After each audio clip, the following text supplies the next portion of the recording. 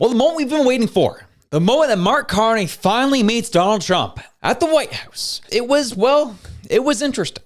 It was a very fascinating moment in all of our history. Such a chaotic campaign we saw up here about how everyone, conservatives and liberals alike, hated Donald Trump and how they were going to stick it to him. Well, the moment has finally come that the winner of that election goes down to the White House to talk on behalf of Canadians.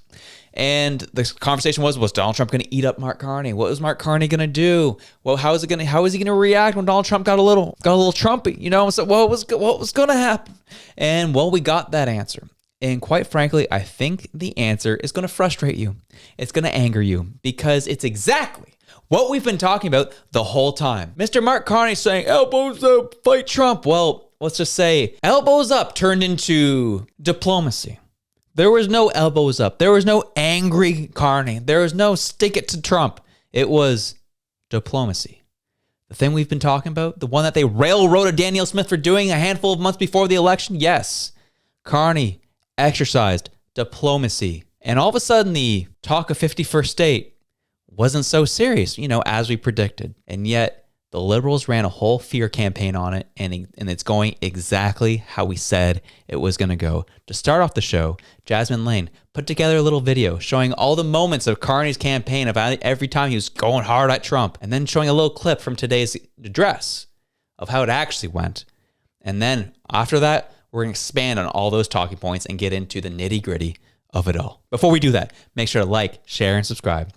It'd mean the world, helps get the voice out, helps get another perspective of what is happening out there, and giving people just another option that is different from the mainstream media. Now, here we go. I think we can change Donald Trump. I don't think so. Not at this stage. Get you to lift tariffs on Canada? No. Why not? Just the way it is.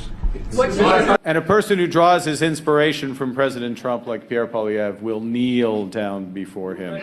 You're a transformational president, focus on the economy with a relentless focus on the American worker, securing your borders, ending the scourge of fentanyl and other opioids, and securing the world. Before he stands up to him. He's in sync with President Trump. I thought you were excellent, and I think we have a lot of things in common. Pierre Poilievre is also choosing to be willfully blind to the many and growing threats that face our country. We don't really want cars from Canada, and we put tariffs on cars from Canada, and at a certain point, it won't make economic sense for Canada to build those cars. And we don't want steel from Canada because we're making our own steel, and we're having massive steel plants being built right now as we speak. We really don't want Canadian steel, and we don't want Canadian aluminum and various other things. What the big companies are producing, by and large, are not products that we are consuming. There's some element of that, but by and large, a steel company, how much steel are you using these days, Todd? I mean, not as much we used to. So Trudeau, when I spoke to him, I used to call him Governor Trudeau. I think that probably didn't help his election. But when I spoke to him, I said, so why are we taking your cars? Why are we taking we want to make them ourselves. I mean, I said, and if the price of your cars went up, or if we put a tariff on your cars of 25%, what would that mean to you? He said, that would mean the end of Canada. He actually said that to me. And I said, that's a strange answer, but I understand his answer. But no, I mean, it's hard to justify subsidizing Canada to the tune of maybe $200 billion a year. So there's just a quick highlight clip of the things he said during the campaign and actually how it went at the first conversation with Donald Trump. And that's what we're going to go through today. There's 4 or 5 different highlights that we're going to discuss in larger detail. But the things that you're going to get today is you're going to get hyper-partisanship from both sides on this. Conservatives and liberals alike. Oh, Trump crushed Carney. Carney looked like a boss in front of Trump. You're going to get all of that. And if I'm being quite honest, yes, you know me. You know I lean conservative. But I have to also be intellectually honest that this is going exactly how the liberals were hoping it was going to go. And it's going exactly how we predicted it was going to go. And let's start off with the first thing. Donald Trump praising Mark Carney for his amazing election win. And it will make you gag. Thank you very much, everybody. It's a great honor to have Prime Minister Mark Carney with us. As you know, just a few days ago, he won a very big election in Canada. And I think I was probably the greatest thing that happened to him, but I can't take vote credit. His party was losing by a lot, and he ended up winning. So I really want to congratulate him. It was probably one of the greatest comebacks in the history of politics, maybe even greater than mine. You know? But I want to just congratulate you. That was a great election, actually. We were watching it with interest, and I think Canada chose a very talented person, a very good person, because we spoke before the election quite a few times. And it's an honor to have you at the White House and the Oval Office. And you see the new and improved Oval Office as it becomes more and more beautiful with love. You know, we handle it with great love and 24-karat gold. That always helps too, right? And he goes on to continue to praise Mark Carney for what his election win was and what it's like the relationship between Canada and U.S. and how it can be a good, constructive relationship moving forward. But the annoying thing is, especially for those who are watching, from the conservative side of things, Donald Trump equates Mark Carney's win to his win down in the United States election. Donald Trump equates Mark Carney to him. Mark Carney is Donald Trump. It's one of those moments you could spin it that way. And that's exactly how he's viewed. And this is the problem. Danielle Smith, exercising diplomacy a handful of months ago, was eviscerated in the media here in Canada, saying she's a traitor to Canada. Yet Carney goes down and liberal media's like, wow, looks like an amazing prime minister. Donald Trump clearly respects him. Donald Trump clearly likes him. We made the right decision, didn't we? That's how it goes. And Mark Carney made sure to reciprocate the love as he praises Donald Trump in return. In many years about a certain subject, very important subject. So you'll all be here. Mark, would you like to say a few words? Well, thank you, Mr. President. I'm on the edge of my seat, actually, for the big announcement. But thank you for your hospitality and above all, for your leadership. You're a transformational president, focus on the economy with a relentless focus on the American worker, securing your borders, ending the scourge of fentanyl and other opioids, and securing the world. And I've been elected with my colleagues here, with the help of my colleagues here. I'm going to spread the credit to transform Canada with a similar focus on the economy, securing our borders, again on fentanyl, much greater focus on defense and security, securing the Arctic and developing the Arctic. And you know, the history of Canada and the U.S. is we're stronger when we work together, and there's many opportunities to work together. And I look forward to, addressing some of those issues that we have, but also finding those areas of mutual cooperation so we can move forward. So there you have it there. Mark Carney praising Donald Trump, saying he's a transformational leader, someone who's brought renewed sense to security around the globe and making such a big difference. Mark Carney sitting there just praising Donald Trump. Meanwhile, just a handful of weeks ago, Mark Carney was running on a platform of fear, saying Poilievre was just going to kneel to Trump because he's a lot like Trump. Say what you want. Here's the thing. Mark Carney's approach in these meetings was the right way to do it. We can agree on that. This was the right way to go about going and fighting Donald Trump. You're not going to win anything. Going and reciprocating tariffs, we know was a terrible idea. On both sides suggesting it, terrible idea. Because no one's going to win in that way. Diplomacy always wins. And what's Mark Carney's default response when it's all said and done? Diplomacy. And the media, the liberal supporters, and many others fooled the Canadian public into thinking we're going to fight the United States. Fooled the Canadian public into thinking that America was going to come and invade us. And here we are. Elbows up is a long, distant memory. So much so that even Trump continues to push the 51st state idea as a bit of a joke right in front of Mark Carney's face. Mr. President, you have said that Canada should become the 51st state. Yeah. No. Well, I still believe that, but takes two to tango, right? But no, I do. I mean, I believe it would be a massive tax cut for the Canadian citizens. You get free military, you get tremendous medical cares and other things. There would be a lot of advantages, but it would be a massive tax cut. And it's also a beautiful, as a real estate developer, I'm a real estate developer at heart.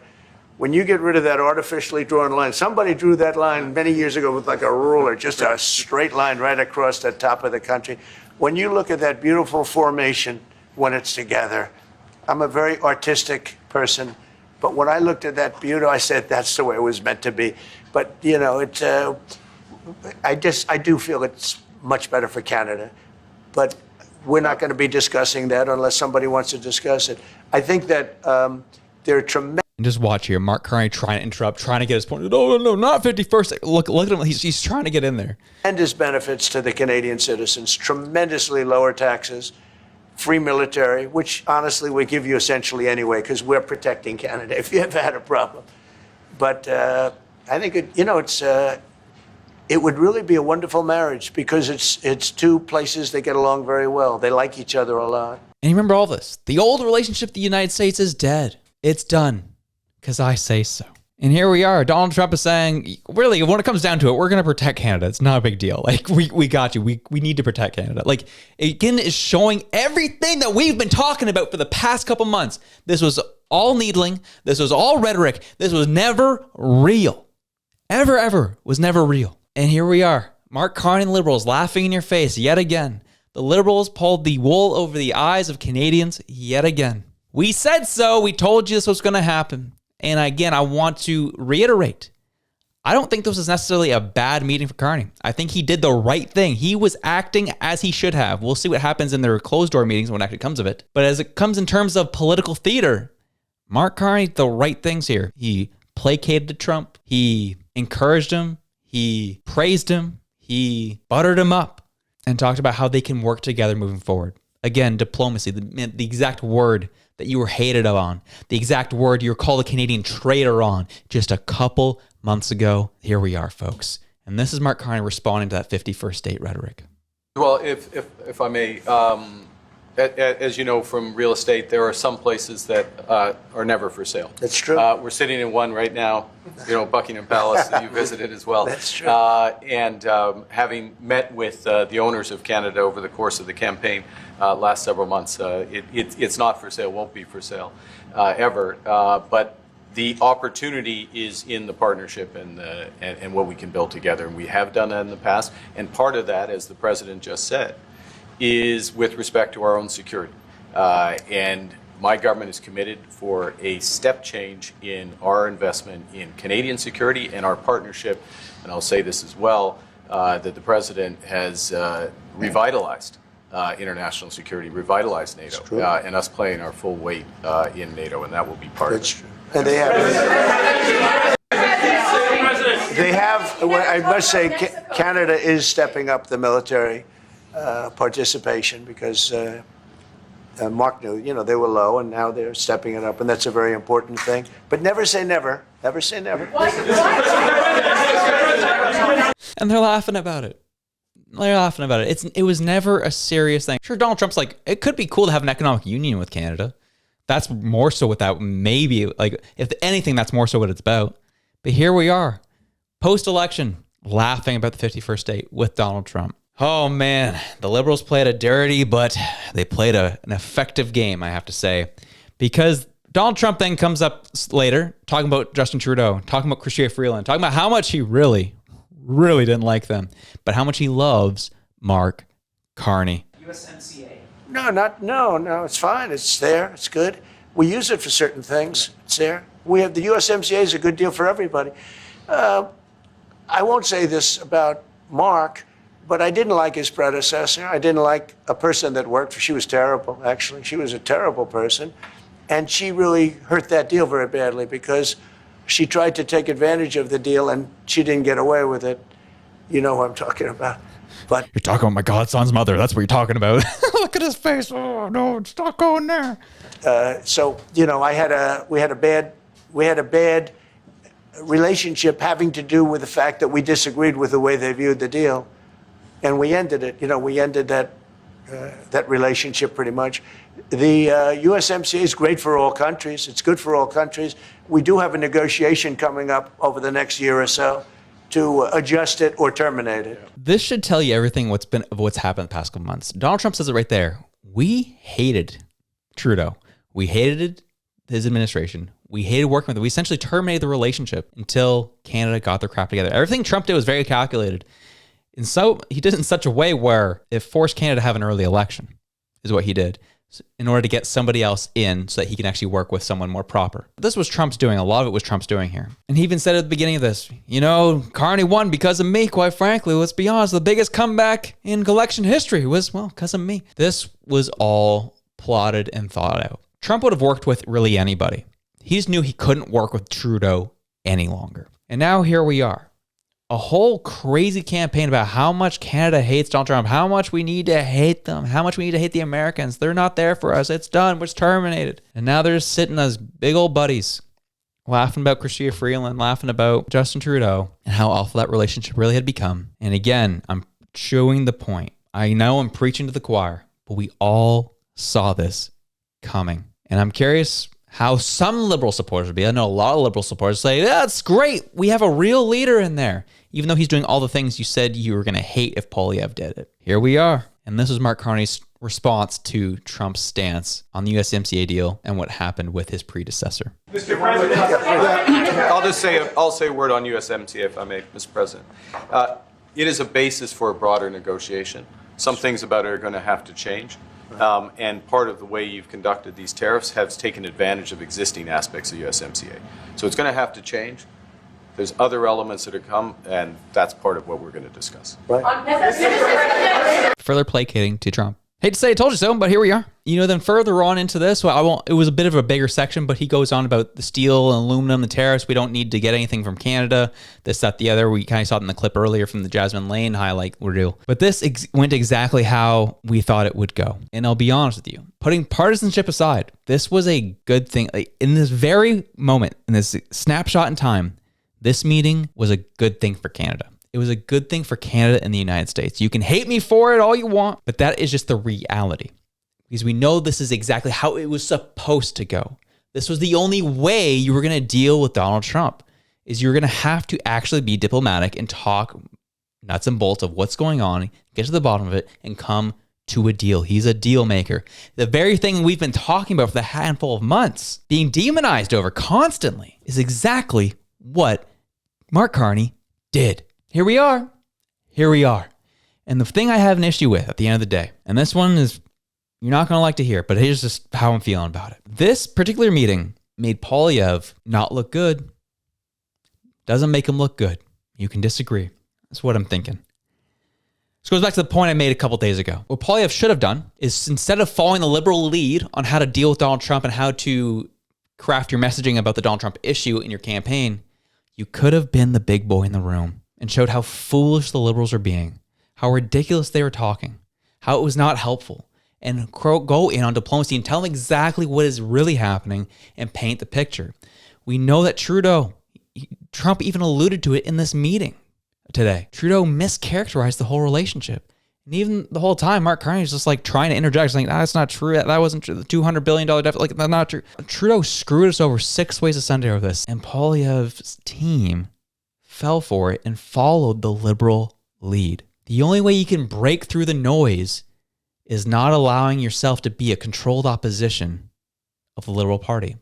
I'm not saying it happens all the time, but in this case, in terms of setting the stage and the stance of how you should approach Trump, conservatives just followed the liberal lead. They could have been the big boys in the room, the big girls in the room, show people what's actually going on and tried to fight with that messaging. And you could tell me, the media and this and that, it was unfair. Excuses are for losers. I would say that. And that would have been the moment. And again, I know people told me that the Conservative Party was a little scared to do this, but look what Danielle Smith did. You go to quote unquote enemy territory. You go into all their shows, mainstream media and independent media, and you push the narrative for it. Poilievre telling everyone Trudeau was wrong. He mischaracterized our relationship. He mischaracterized our trading relationship. He put us in this position with poor understanding of what's actually going on. Considering he's the prime minister, it really concerns me. This is the facts. This is what's going on. And this is how I would approach our relationship with Donald Trump moving forward and setting the record straight with the American audience of what's going on. Liberals went and were able to go do it. Liberals went and did it. Why couldn't the conservatives? Oh, it's because they don't have a mandate. Oh, they look bad. Well, hindsight's 2020.